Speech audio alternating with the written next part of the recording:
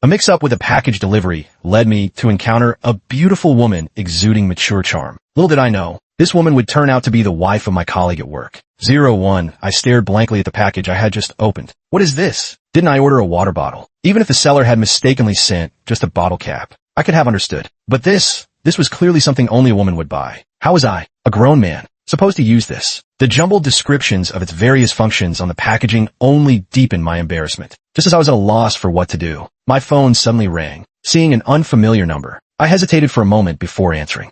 Hello, did you just pick up a package? I think our deliveries got mixed up. The voice on the other end was soft and gentle, so pleasant that it immediately conjured up all sorts of images in my mind. I picked up the discarded package beside me and took a closer look. Sure enough, the recipient's name wasn't mine. So yeah, I tentatively asked. The response came quickly, her tone brightening. Yes, that's me. I'm so sorry. I was in a hurry earlier and grabbed the wrong one. Where are you now? I can bring your package over so we can swap them back. No worries. I'm right in front of Building 10. After hanging up, I stuffed the package into my pocket and hurried toward Building 10. The package was already torn open, and I hadn't found anything suitable to wrap it in. Carrying it openly was out of the question if anyone saw me with it. I'd never be able to show my face in this neighborhood again. Soon, I reached Building 10. From a distance, I spotted a tall figure in purple holding a package, seemingly waiting for someone. That must be her. I approached and asked softly, "Excuse me, are you Suya?"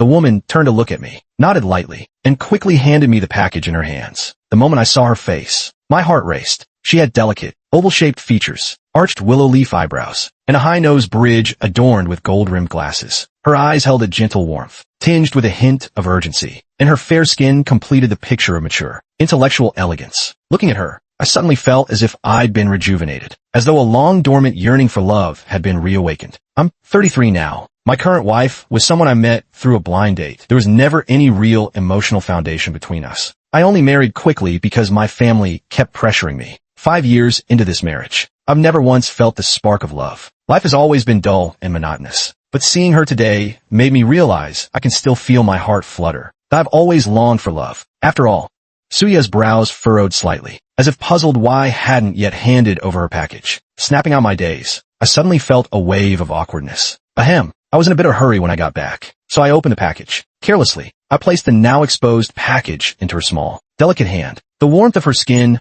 made me reluctant to pull away, but I suppressed the urge. When she saw the torn packaging, now practically transparent, and the product inside with its explicit descriptions and images, her face flushed instantly. Before I could even open my mouth to apologize, she had already turned and hurried away.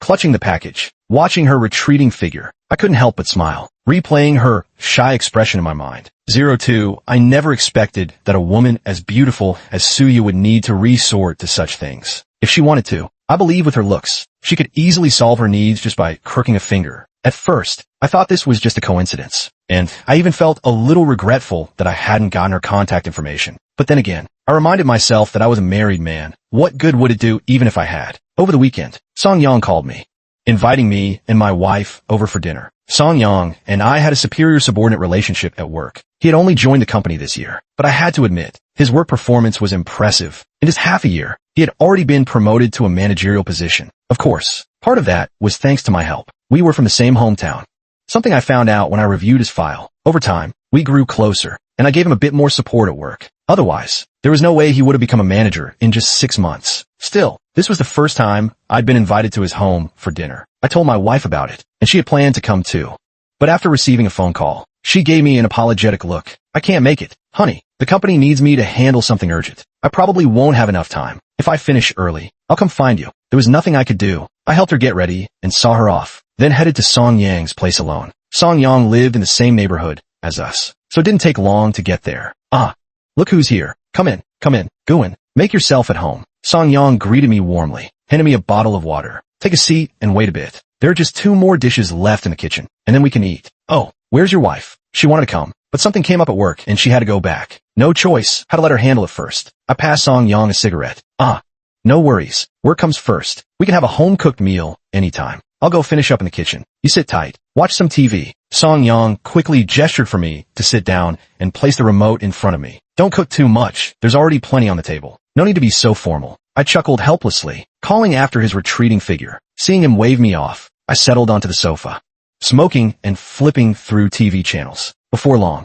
The rich aroma of food filled the air, and Song Yang emerged from the kitchen with the last dish. Time to eat. I stubbed out my cigarette and walked to the dining table. There was still someone moving around in the kitchen, and for some reason, the figure looked oddly familiar. This must be Song Yang's wife. Though I'd never met her before, I couldn't figure out why she seemed so familiar. Then, the woman untied her apron and turned around, and my heart jolted as realization hit me. Guan, what do you prefer to drink? White, red, or beer? I've got all here. Watching Song Yang holding a bottle of baijiu in one hand and red wine in the other, I quickly replied, "Oh, it's all the same. No need to be so formal. We're all from the same hometown, just whatever's easiest." As the three of us settled in, Song Yang began the introductions. "This is my wife, Suya," he said, pointing at her and then turning to me. Then, gesturing toward me, he added, "Honey, this is Guan from our company, Director Gu. Director Gu, come on, don't tease me. We're all hometown folks. Just call me Guan."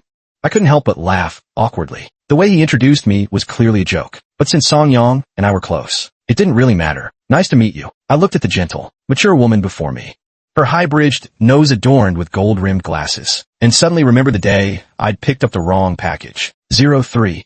I never expected the woman from that mix-up to be Song Yang's wife, so you must have recognized me too, because she immediately flushed with embarrassment and lowered her head. "There's still some sauce in the kitchen. Let me get some for you," she said before hurrying off. Song Yang noticed my slightly awkward expression and asked curiously, "Guan, do you two know each other?" I chuckled sheepishly. "Not exactly. We just once picked up each other's packages at the courier station. Our phone numbers end with the same digits. What are the odds?" The courier mixed them up. "Oh, is that so? I was wondering since I'd never introduced you before. Haha. Anyway, let's drink. It's been ages since we've had a proper session." "Well then, I'll have to test your alcohol tolerance. See if you've improved lately. Drink till we drop." Song Yang and I started drinking, and as the liquor flowed, so did the conversation. Suya soon joined us with the sauce, and the three of us clinked glasses freely. I had to admit, Suya held her liquor impressively well, matching us men drink for drink without the slightest hesitation. After several rounds and plenty of dishes, we talked about our hometown's development over the years, childhood stories, and all sorts of office gossip. By then, 2 bottles of baijiu and 4 or 5 beers had been emptied onto the table. Unexpectedly, Song Yang was the first to falter. Mid-drink, he suddenly covered his mouth and bolted for the bathroom. Worried he might be in trouble, Suya and I quickly followed, patting his back and helping him catch his breath. "I'm not drunk. I helped the vomiting Song Yang back to his room. His face was flushed, his eyes barely open from intoxication. Yet he still insisted he was fine. "I know you're not drunk. Just sit and rest for a bit. We'll drink more later." I humored him, knowing full well that arguing with a drunk man only makes him more stubborn. The moment I played along, he collapsed onto the bed and was soon mumbling in his sleep. Once Song Yang was out, I left the room and returned to the living room. Honestly, the baijiu's after-effects were hitting me hard. My head was starting to feel heavy. "Here, drink this. Yogurt helps with the alcohol." Suya handed me a bottle from the fridge. "Thanks." As we sipped our yogurt, we fell into casual conversation. Maybe it was the alcohol emboldening me, but before I knew it, I blurted out something I'd been wondering. "You're married, and Song Yang comes home every day. Why did you still buy? Unless he—" I immediately regretted the question and trailed off awkwardly.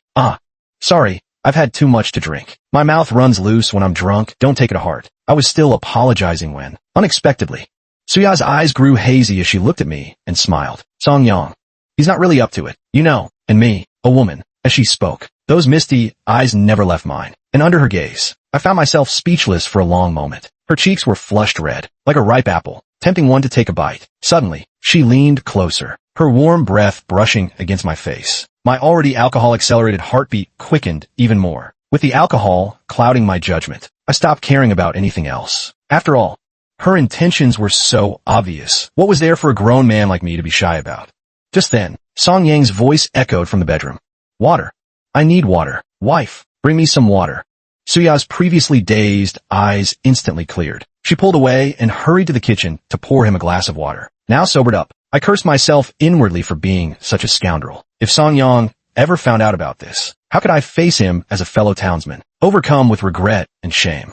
I seized the chance to slip out the door and hurry home. The next day, when I saw Song Yang again, I couldn't help feeling awkward and guilty, whether because of my conscience or not. I wasn't sure, but he acted completely normal, making no mention of the previous night. It seems Suya hadn't told him about that little incident. Realizing this, I quietly let out a sigh of relief. Yet, for some reason, I kept thinking about Suya at work lately, especially that night. Her flushed cheeks, fair skin, and the mature, intellectual allure in her eyes. That pounding heartbeat was something I hadn't felt in a long time.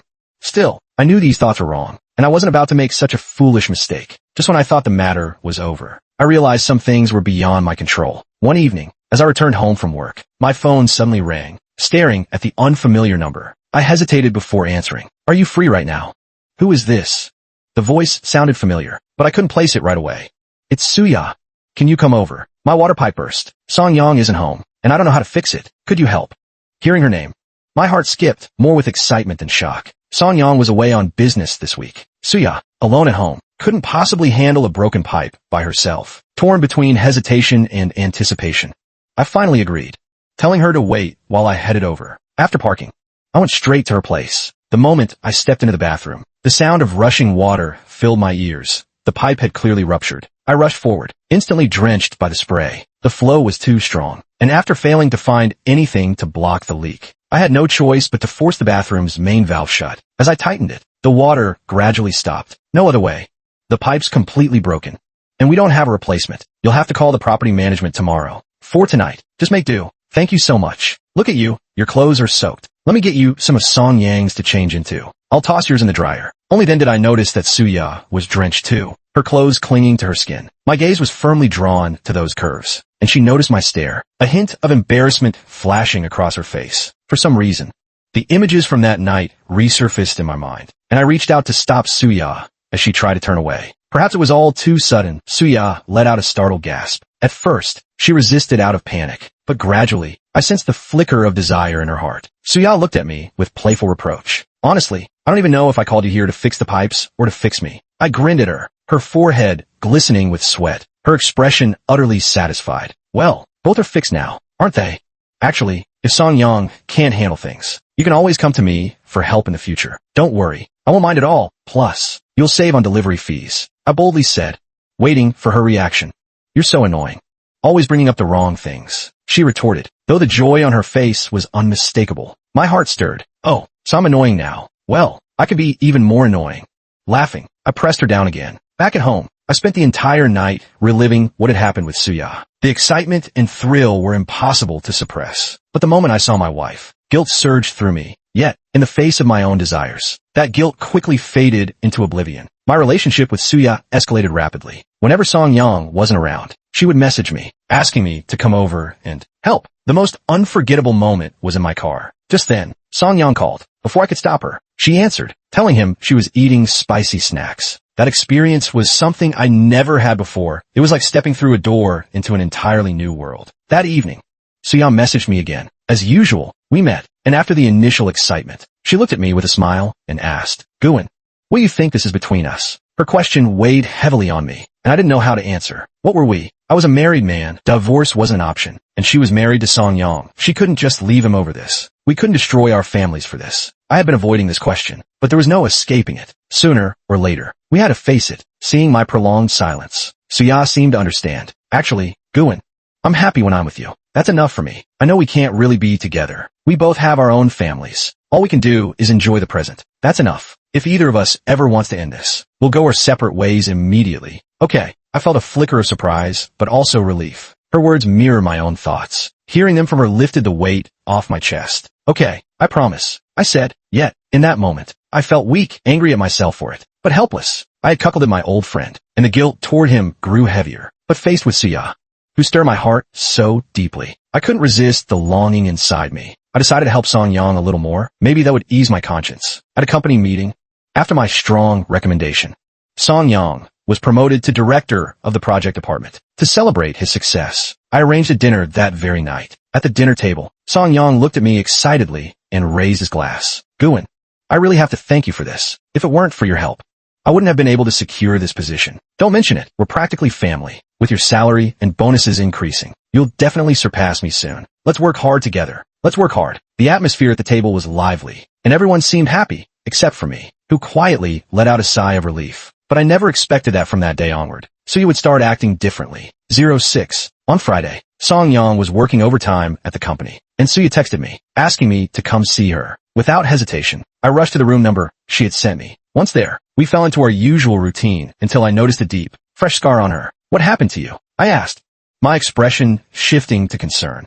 She froze for a moment before her face darkened. "Song-yang did it. The scar looked unmistakably like a whip mark. Did this happen during one of your games? Suya gave a faint nod, looking as though she wanted to say more, but hesitated several times before ultimately staying silent. If something's wrong, you can tell me. If I can help, I'll definitely do something about it. It was clear she had something on her mind, but couldn't bring herself to say it. After a long pause, she shook her head. It's nothing, Guin.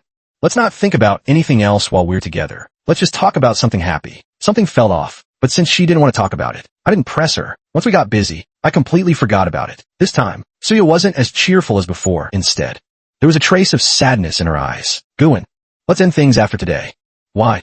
I wanted to ask, but seeing the conflict and sorrow in her expression, I remembered our earlier agreement and swallowed my words. Though I was reluctant to let go of what we had, I had to respect her decision. After that day, we cut off all contact. Everything returned to normal, and I found myself back into work and family life. But then, two things happened that left me utterly confused. The first was on Tuesday at work, when the finance department suddenly approached me. Director Gu, why did you suddenly ask to review the transaction records with Seagull Company from the first half of the year? The question caught me completely off guard. Director Gu, you and I both know what's behind this. It was arranged by the general manager. If anything goes wrong, you'll only be hurting yourself. The finance officer had joined the company around the same time as me. We were old acquaintances. Why would she suddenly ask me about this? Seeing my confusion, she explained further. Director Song from the project department came asking for them. He said you requested it. Wasn't that the case? Hearing this, I quickly covered. Right. I was so busy I forgot. I asked him to fetch them. I wanted to check if all the accounts from back then had been settled. If not, we could use them to offset some expenses now. Only after my explanation did she leave. Reassured, but I frowned, deeply puzzled. I had no idea about Song Yang's actions. I never asked him to do this. Why would he need those records? And why specifically the ones with Seagull Company? Something was definitely off, but I couldn't figure it out. Then, the second incident gave me a faint clue. 2 days later, as I was about to leave work, I received a call from an unknown number, one that looked familiar despite having no contacts saved. A flicker of anticipation stirred in me. Guin, do you have a minute? What's wrong? Suya, if something's bothering you, just tell me. Then, Suya sent me a room number, asking me to meet her. My initial excitement instantly turned into restless anticipation, and after gathering my things, I rushed over. The moment I pushed open the door, I saw Suya. Today, she had deliberately worn the same purple dress from the day we met due to the mistaken delivery, and memories of that time flooded my mind. Guin, I missed you. I missed you too. At that moment, I truly understood the saying. A day apart feels like 3 years, and given that we hadn't seen each other for half a month, the longing was even more intense. But when I noticed her slightly rounded belly, my heart skipped a beat. Was she pregnant? Judging by the look of it, it couldn't have been long. I had no experience with such matters, yet a flicker of hope rose in my chest. Suya, are you and Song Yang trying for a child? Guin, let's talk about that later. First, I need to tell you something important. Seeing her serious expression, I grew tense, my own expression turning grave. The truth is, Song Yang knows everything about us. Not only does he know, but he was the one who orchestrated all of this. As I stood there in shock, Suya began recounting the whole story. It turned out Song Yang had known long ago that the position of project department director would become vacant. He also knew that without help, he would never stand a chance at securing it. So, he had Suya stage the delivery mix-up to create a chance encounter with me. As a man, I had once confided in Song Yang about my frustrations with my marriage and my indifference toward my wife. He used that very vulnerability to smoothly bring Suya and me together. His goal was for Suya to subtly influence me, leveraging my guilt and her hints to help him secure the director's position. Up until now, everything had gone exactly as Song Yang had planned. I never imagined things were like this. I never thought Song Yang would go so far, sacrificing Suya just for a mere director's position. To climb higher, he was willing to disregard everything. In the eyes of someone like him, loyalty meant nothing. The only thing that mattered was eternal self-interest. Suddenly, I remembered what the finance department had told me. Back when we were dealing with Seagull Company, I had assigned Song Yang to handle certain matters, so he was aware of some minor issues in the process. Now, it seemed he intended to use those to push me out of my position. A chill ran through me. If Suya hadn't told me all this today, I would have remained completely in the dark, left utterly defenseless. He's your husband. Why are you telling me all this? I was puzzled. Though Suya and I had grown close, our relationship couldn't compare to hers with Song Yang. Now that he's become director, I thought life would get better, but instead, he started looking down on me. That bruise you saw before, he hit me. He's been abusing me, insulting me. It wasn't until I saw him with one of your female colleagues that I finally understood. All he cares about is climbing higher. He never intended to build a life with me. Anger flashed in Suya's eyes, but beneath it was deep hurt. No wonder I'd noticed Song Yang acting strangely around his secretary lately. So that's what was going on. I'll think carefully about this. Thank you for telling me. After parting ways with Suya, I returned home and began to mull over the situation.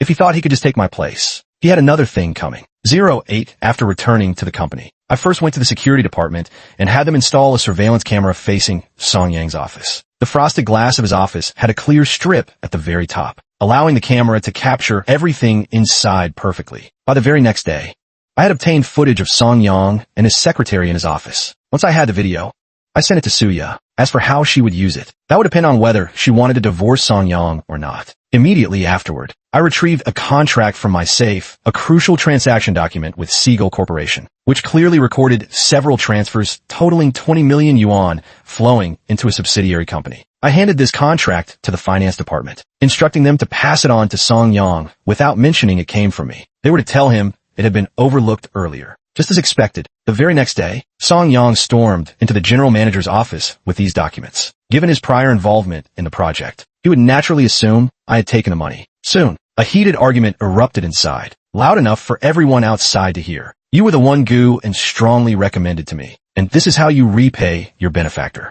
Song Yang, you've truly opened my eyes. Someone like you doesn't deserve to stay in this company. Go to HR later and process your resignation. General manager, did you even read that document properly? The one who caused the company to lose over 20 million is Guan. I was acting in the company's best interest, and now you're firing me. Song Yang's voice was laced with barely suppressed fury, still trying to salvage the situation without completely burning bridges with the general manager. But he was wrong. The money hadn't been taken by me. The real mastermind behind the transfer was the chairman. That subsidiary company belonged to the chairman's son, and the funds had been funneled there to boost his performance. How could Song Yang, who had only been a director for a couple of days, possibly know about this? Sure enough, after a string of curses, Song Yang emerged from the general manager's office, humiliated and defeated. His eyes were red with rage, and I had to suppress the urge to laugh. But just as I lowered my head to avoid drawing attention, I looked up again, only to meet Song Yang's glare. Clutching his belongings, he stared at me with murderous intensity. Guan,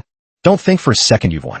I swear, I'll make you pay for this. You'll regret it. His words caught me off guard. He wasn't even pretending to be civil anymore. Thank goodness, Suya had warned me, or I might have really been blindsided. But the way he vowed revenge, it didn't sound like an empty threat. What leverage could he possibly have over me? Then, a sudden realization sent a chill down my spine. Could he have a video? Suya was his wife. Was he really that twisted? I'll admit, I panicked, but panic wouldn't change anything. Once you've set things in motion, you have to be ready to face the consequences. 09, I wasn't wrong. Song Yang hadn't been bluffing. He really did have videos of Suya and me together. Not just at home, but outside as well. And soon enough, those videos found their way into my wife's hands. Even though I'd suspected it, part of me still refused to believe he could be so ruthless, willing to sacrifice his own dignity and betray his wife just for the sake of reputation and profit. But there it was. He had sent the videos to my wife. But I should have realized this long ago. What kind of man would send his own wife to do such a thing? What kind of man would stab his benefactor in the back for fame and profit? What moral boundaries could he possibly have? Perhaps he had planned all of this from the very beginning. Maybe his goal wasn't just to push me out of the company. He also wanted me to lose my family along with my job. Faced with ironclad evidence, any defense I could muster felt feeble and futile. I had no choice but to confess everything to my wife. Even after I explained Song Yang's scheming and the reasons behind it all, she still chose to stay at her parents' home for a month to cool off. In the end, she didn't return. Only a divorce agreement arrived. I signed it. The guilt in my heart made me decide to leave with nothing, as a final gesture of compensation for her. Yet, strangely,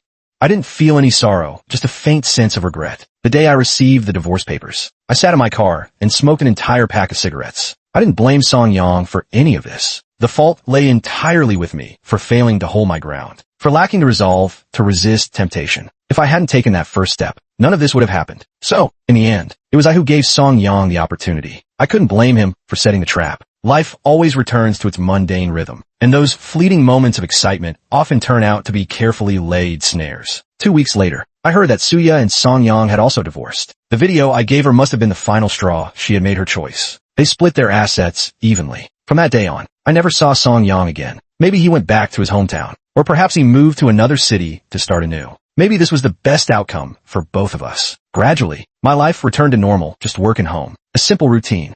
Then, today, as I walked into my apartment after work, I saw a familiar figure in purple. Suya. Her belly was noticeably rounded. She was already several months along. You and Song Yang are divorced now. Aren't you planning to terminate this pregnancy? If you have this child, it won't be good for you or for him. I spoke cautiously, confused by her presence. This isn't his child, she said softly, her eyes gentle as she looked at me. It's yours. I froze, my mouth hanging open in disbelief. Wait, what did you just say? Suya stood there calmly, stroking her belly. I said, the baby inside me is yours. But you were always on birth control. How could you be pregnant? Every time we were together, she had assured me she would take care of it, that I didn't need to worry. So why was this happening now? Actually, I never took it, she admitted, her expression tinged with guilt. I lied to you. I wanted to get pregnant. My eyes widened. The weight of her words hit me like a truck. But Suya didn't seem to notice my shock. She continued, her voice steady. At first, it was Song Yang who sent me to you. I really did intend to make things work with him. But the truth is, he couldn't satisfy me. Lying to you made me feel terrible. We went to the hospital before. The reason we never had children was because of him. That's why. When he proposed this plan, I agreed. But I never expected him to be such a person. His actions left me utterly disappointed. So I used the video you gave me to divorce him. I did consider terminating this pregnancy, but the doctor told me that due to congenital reasons, if I aborted this child, I would almost certainly never conceive again. I truly want a child. I've longed to be a mother for so long. Of course, I didn't come here today to make you take responsibility.